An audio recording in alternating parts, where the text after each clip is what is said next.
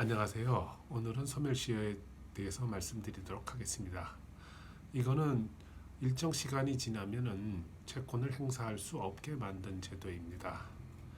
이게 정당화되는 이유는 여러 가지 학설이 있습니다만은 기본적으로 실제적으로 이 소멸시효 제도가 없으면은 예를 들어 한 30년 뒤에 이 일을 법정에서 다퉈야 되는 일이 생기죠. 이거는 이 사법제도 입장에서 보면은 용납할 수 없는 제도이기 때문에 모든 문명국은 이 소멸시효 제도를 두고 있습니다. 이 소멸시효는 대략 세 가지만 기억해 두면 될 것 같아요.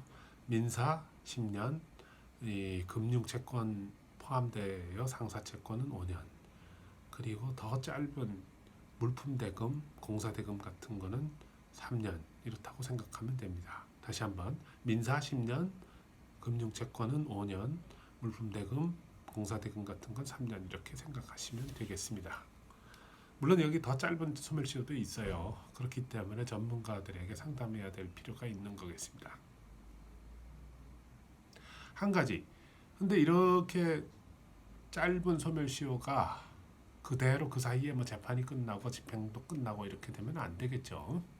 그렇기 때문에 이 소송을 제기하거나 가압류를 하거나 그러면 소멸시효의 진행은 중단되고 이 판결까지 확정되면 전국적으로 이 소멸시효는 10년으로 연장됩니다.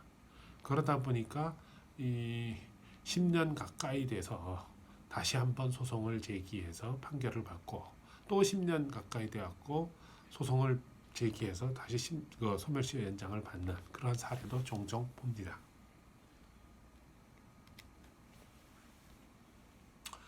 한 가지 맹점은 이와 같은 소멸시효 제도가 있어서 법정에서 항변을 해갖고 이길 수 있음에도 불구하고 재판에 지는 경우가 많습니다.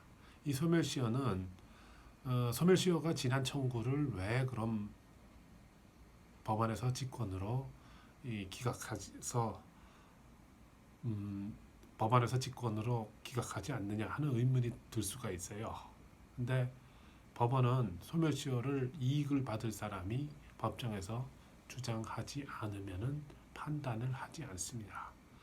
그래서 이제 나이가 들은 사람들의 경우, 특히 저처럼 50대 중반 이후에 있는 사람, 60대에 있는 분, 이런 분들의 경우에는 또 70대, 80대 마찬가지입니다.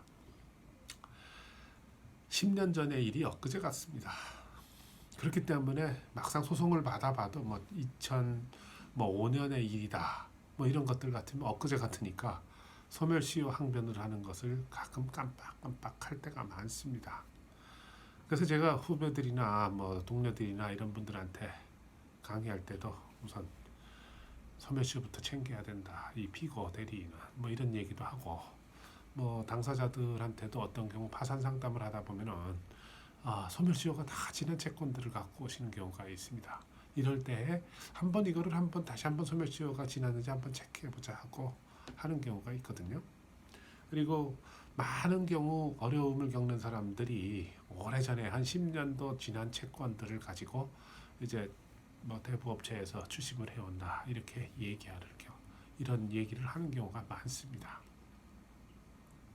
어찌됐든 이와 같은 기술적인 문제들이 있기 때문에 어떤 경우에는 소멸시효 항변이 되고 어떤 경우에는 안 되고 어떤 경우에는 중단이 돼 있고 어떤 경우에는 중단이 안 돼 있을 수도 있고 또 어떤 경우에는 이런 소멸시효가 일부 채권에는 완성이 돼 있는데 다른 채권에 대해서는 완성이 안 돼 있는 경우도 있고 이런 경우에 그럼 과연 소멸시효 항변을 하는 게 나은가 아니면 그대로 두고 파산으로 갈 것인가 이런 것들을 판단하는 데는 여러 가지 전략적인 고려가 필요할 수도 있겠습니다.